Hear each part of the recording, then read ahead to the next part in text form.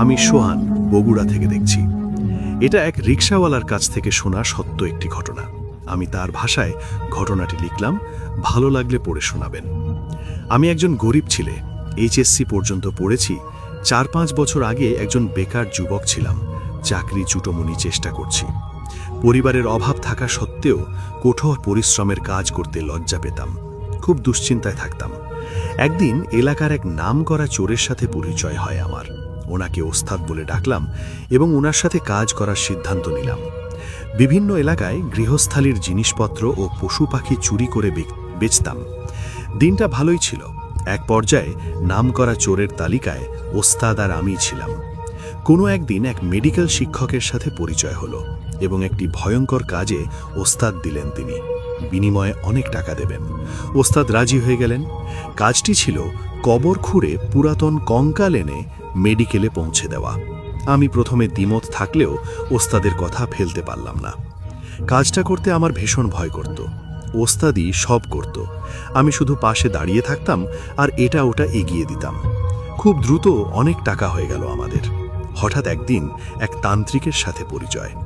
তান্ত্রিক আরেকটি কাজের প্রস্তাব দিলেন, বিনিময়ে আরও বেশি টাকা দেবেন। কাজটি হলো কবর খুঁড়ে শুধু লাশের মাথাটি এনে দিতে হবে। ওস্তাদ রাজি হয়ে গেলেন। তান্ত্রিক বিভিন্ন কবরস্থান থেকে নির্দিষ্ট লাশের মাথা কেটে আনতে বলতেন। আমি আর ওস্তাদ গভীর রাতের অন্ধকারে গিয়ে কাজটা করতাম। এসব কাজ ছিল অত্যন্ত ভয়ঙ্কর, তাই প্রতিদিনই কোনো না কোনো বিপদের সম্মুখীন হতাম। তবু ভয়াবহ বিপদের কথা চিন্তা না করে পরিবার ও জীবিকার তাগিদে এই জঘন্য কাজটি করতাম। আমাদের এই গোপন কাজটি দিন দিন মানুষের কানে পৌঁছাতে লাগলো। একদিন এক পীর সাহেব তার দরবারে আমাদের দুজনকে ডাকলেন। আমরা ওনার কাছে গেলাম। উনি আমাদের কাছে বিনীতভাবে অনুরোধ করলেন, উনি মরে যাওয়ার পর ওনার কবর যেন না ঘোরা হয় এবং লাশ বা মাথা যেন চুরি না করা হয়। তিনি এর জন্য আমাদের দুজনকে তান্ত্রিক যে টাকা দেন তার দ্বিগুণ টাকা দিলেন এবং আমরা ওনার কাছে প্রতিজ্ঞাবদ্ধ হলাম। বছরখানেক পরে ওই পীর সাহেব মারা গেলেন। আমি এইদিকে তান্ত্রিক ওই পীরের সাহেব, আর এইদিকে তান্ত্রিক ওই পীরের কবর খুঁজে মাথা আনতে বললেন। আমি বললাম, না, এটা সম্ভব নয়, আমার পীর সাহেবের কাছে আমরা প্রতিজ্ঞাবদ্ধ। কিন্তু ওস্তাদ টাকার লোভে পীরের প্রতিজ্ঞা ভঙ্গ করলেন এবং তান্ত্রিকের কথায় রাজি হয়ে গেলেন। তখন আমি সিদ্ধান্ত নিতে পারলাম না কি করব। আজ পর্যন্ত কখনো ওস্তাদের কথা অমান্য করিনি। এদিকে ওস্তাদ বললেন, চিন্তা করিস কেন, আমাদের পেশাই তো পাপ, তাহলে প্রতিজ্ঞা ভঙ্গের পাপে আর কি হবে, চল। আমি প্রতিজ্ঞাবদ্ধ শরীরটা নিয়ে কেমন যেন সামনের দিকে অগ্রসর হতে পারছিলাম না। তবুও ওই পীর সাহেবের কবরস্থানে গেলাম। কবর থেকে পীর সাহেবের প্রতিজ্ঞার কথা মনে করে আমার সমস্ত শরীর কাঁপতে লাগল। কেমন যেন মনে হচ্ছিল আজ জীবনের সবচেয়ে বড় পাপটি করতে যাচ্ছি। আমি ভয়ে ভয়ে কম্পিত স্বরে ওস্তাদকে বললাম, ওস্তাদ, এই কবরে আমি হাত দিতে পারবো না, আমি আপনার পাশে আছি, আপনি কাজটা করেন। ওস্তাদ বলল, ধুর বোকা, তাহলে তুই দাঁড়া, কাজটি আমি করি। তাই বলে ওস্তাদ কবর খুঁড়তে শুরু করলেন। আমার মন বলছিল আজ ভয়ঙ্কর কোনো অঘটন ঘটবে। ওস্তাদ কবর খুলে দেখেন এক কবরে 2টি লাশ। আমিও কবরের উপরে দাঁড়িয়ে দেখলাম ওস্তাদ 2টি লাশের কাপড় খুঁড়ে ফেললেন। একটি লাশ ছিল পীর সাহেবের আর অপরটি ছিল ওস্তাদের নিজের। হাব দেখে চমকে উঠলাম। ওস্তাদও নিজের লাশ দেখে বিশ্বাস করতে পারলেন না। ওস্তাদ বুক ভরা সাহস নিয়ে পীর সাহেবের লাশের গলা থেকে মাথাটা কেটে নিলেন। অমনি পীর সাহেব হাত দিয়ে ওস্তাদের গলা টিপে ধরলেন এবং ওস্তাদকে মেরে ফেললেন। আমি ভয়ে চিৎকার করে এখানে অজ্ঞান হয়ে গেলাম। চোখ খুলে দেখি গ্রামের লোকরা আমার চারপাশে দাঁড়িয়ে। আমাকে জিজ্ঞেস করল, আমি এখানে কেন, আমার কি হয়েছিল। আমি সকলের সামনে সত্য কথা বলে দিলাম। কিন্তু পীর সাহেবের কবর আখের মধ্যেই আছে। গত রাতে যে কবর খোঁড়া হয়েছিল তার কোনো চিহ্ন মাত্র নেই। আমার কথা কেউ বিশ্বাস করল না, আমাকে সবাই পাগল বলল। আমি সবাইকে বারবার বোঝাতে লাগলাম। 2-1 ব্যাপারটা সিরিয়াসলি নিল এবং কবর খোঁড়ার সিদ্ধান্ত নিল। তারপর কবর খুলে দেখলেন কাহিনী সত্য। পীর সাহেব ওস্তাদের গলা ধরে আছেন, গলা টিপে ধরে আছেন। ওস্তাদের মরদেহটি পীর সাহেবের কবর থেকে উঠানোর চেষ্টা করলেন সবাই, কিন্তু ব্যর্থ হন। কিছুতেই ওস্তাদের গলা থেকে পীরের হাত ছাড়াতে পারলেন না। অতপর পীর সাহেব ওস্তাদকে এক কবরে মাটি দিয়ে সবাই চলে যায়। পীর সাহেবের পরিবার পরিজন আমাকে ক্ষমা করে দিলেন এবং বললেন, আর কোনোদিন এই পাপ কাজ করো না, আজ থেকে হালাল উপার্জন করো। তারপর থেকে আমি রিকশা চালিয়ে জীবিকা নির্বাহ করি। দীর্ঘজীবী হোক। এই ছিল ঘটনা। এই ঘটনাটি পাঠিয়েছেন স্বস্তিকা দে এবং তিনি যেভাবে ঘটনাটি আমাকে লিখে পাঠিয়েছেন আমি ঠিক সেভাবেই পড়ে শোনাচ্ছি। এই ঘটনাটি আমাদের পাশের পাড়ার একজন মুসলিম মহিলার, যিনি প্রেগনেন্ট ছিলেন, এবং সেই মুসলিম মহিলা যখন প্রেগনেন্ট ছিলেন তখন সে সুইসাইড করে কোনো একটি কারণে। তারপর তাকে সেই পেটে বেবি অবস্থাতেই কবর দিয়ে দেওয়া হয়। তারপর কিছুদিন সব ঠিক ছিল। তারপর হঠাৎ একদিন কবরের পাশে থাকা বাড়িগুলো থেকে রাতে জামা কাপড় চুরি হওয়ার ঘটনা শুরু হলো।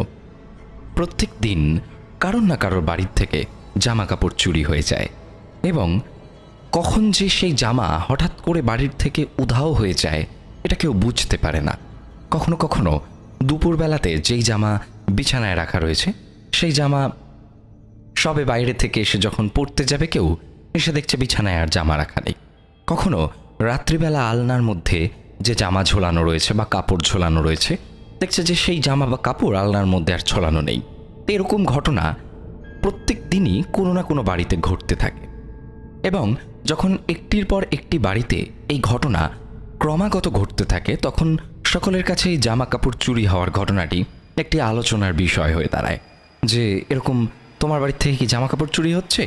তো উল্টো দিকের মানুষ বলে যে হ্যাঁ আমার তো হচ্ছে, তোমার কি হয়েছে? তো এইভাবে এই ঘটনাটি যে কখন পাড়ার মধ্যে রটে যায় এবং একটি নিত্য নৈমিত্তিক ঘটনা হয়ে যায় সেটি কিন্তু ধরা যায় না। এইভাবে বেশ কিছুদিন চলতে থাকে। মহিলাটিকে যে কবরস্থানে কবর দেওয়া হয়েছিল সে কবরস্থানটির গেট থেকে কবরস্থানের ভিতরটা দেখা যেত। একদিন রাত্রিবেলা একজন কাকু আমাদের পাড়ার, তিনি ওই কবরস্থানের পাশ দিয়ে হাঁটতে হাঁটতে যাচ্ছিলেন। এমন সময় তার চোখ পড়ে কবরস্থানের দিকে এবং তার চোখ যখন কবরস্থানের দিকে পড়ে তিনি একটি অদ্ভুত ঘটনা দেখতে পান।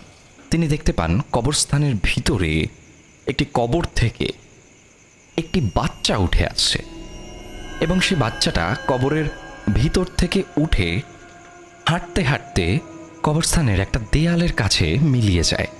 এই দৃশ্য দেখার পর সে কাকু খুব ভয় পেয়ে যান এবং তিনি যখন কবরস্থানের বাইরে হাঁটতে শুরু করেন, আবার মানে সেখানে আর তিনি দাঁড়াতে চাননি, তিনি যখন হাঁটতে শুরু করেন তিনি দেখেন সেই বাচ্চাটি, যিনি কবরস্থান থেকে আর কি উঠে এসেছেন, সেই বাচ্চাটি হাঁটতে হাঁটতে একজনের বাড়ির সামনে গিয়ে দাঁড়ায় এবং কাকু তখন মনে একটু সাহস এনে চুপচাপ সেই বাচ্চাটিকে লক্ষ্য করতে থাকে। কাকু দেখতে পায় সে বাচ্চাটি একটি বাড়ির জানলার সামনে দাঁড়ায় এবং সে বাচ্চাটি তার হাত জানলার ভিতর দিয়ে ঢুকিয়ে দেয় এবং খানিকক্ষণ বাদে সে বাচ্চাটি আবার বাড়ির থেকে হাঁটতে হাঁটতে কবরস্থানের দিকে আসতে থাকে। এই সময় কাকু খেয়াল করলেন যে সেই বাচ্চাটির হাতে একটি জামা এবং এই জামাটি দেখে কাকুর মনে হঠাৎ করে একটা চিন্তার উদয় হয় যে আরে আমাদের পাড়ায় তো প্রচুর জামা কাপড় চুরি যাচ্ছে, এই কি তাহলে চোর? এই কি কবরস্থানের ভিতর কোথাও থাকে? কাকু চুপচাপ সে বাচ্চাটিকে ফলো করতে থাকে। সে বাচ্চাটি সে জামাটি হাতে নিয়ে এসে কবরস্থানের দেয়ালের সামনে এসে আবার নাকি মিলিয়ে যায়। সেই ঘটনা দেখার পর কাকু নিজের চোখকে বিশ্বাস করতে পারছিলেন না।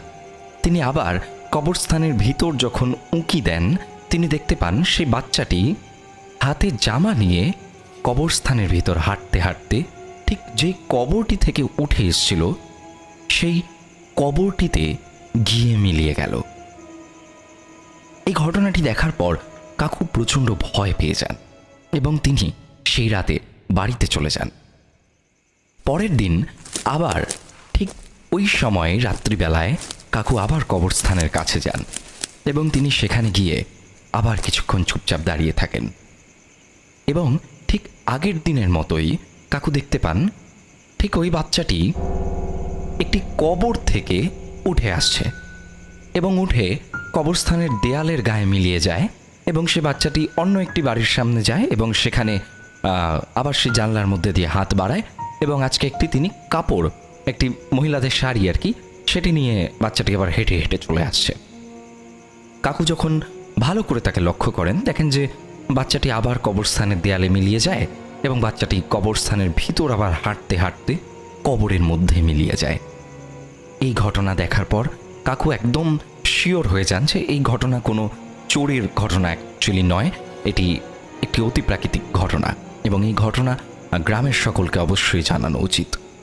পরদিন সকালে তিনি যখন গ্রামের সবাইকে ডেকে এই কথাটি বলেন, তখন গ্রামের কেউ তার কথায় বিশ্বাস করেন এবং যখন গ্রামের কেউ তার কথায় বিশ্বাস করে না, তখন তিনি বলেন যে ঠিক আছে, তোমাদের মধ্যে একজন কি দুজন আজ রাতে আমার সঙ্গে কবরস্থানের সামনে আসবে।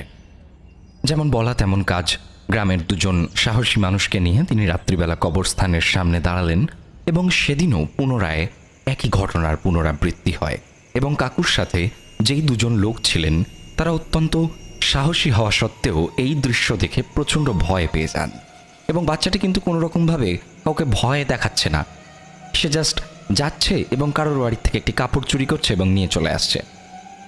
পরদিন পুলিশ ডাকা হয় এবং গ্রামের সকল লোককে ডাকা হয়।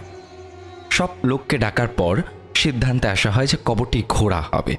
যেই কবরটি থেকে বাচ্চাটি উঠে আসছিল সেই কবরটি যখন খোঁড়া হয়, গ্রামের মানুষ যে দৃশ্য দেখেন সেই দৃশ্য যার কোনো ব্যাখ্যা নেই, সেই দৃশ্য দেখে প্রত্যেকেরই গলা শুকিয়ে যায়।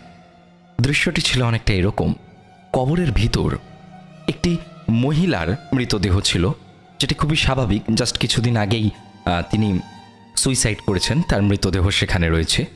কিন্তু সেই মহিলার মৃতদেহ ছাড়াও সেই কবরের ভিতর আরও কয়েকটি জিনিস ছিল। কবরের মধ্যে অনেকগুলো জামা কাপড় সব কিছু মহিলার গায়ের উপর পরিপাটি করে সাজানো রয়েছে এবং সেই জামা কাপড়ের উপর আরেকটি বাচ্চার মৃতদেহ। এই ঘটনা দেখার পর সকলে প্রচণ্ড ভয় পেয়ে যায়। গ্রামের মানুষদের মধ্যে কথা বলা বলি শুরু হয় এবং তারপর তারা সিদ্ধান্ত নেয় সেই বাচ্চাকে তুলে আরেকটি কবরে দাফন করা হবে। তারপর সেই বাচ্চাটিকে তোলা হয়, তোলার পর তাকে অন্য একটি কবরে দাফন করা হয় এবং সেই কাপড় যেগুলি ছিল সেগুলিকে কবরের মধ্যেই রেখে দেওয়া হয় এবং তারপর এই ঘটনা আর কখনোই ঘটেনি। এটাই ছিল ঘটনা।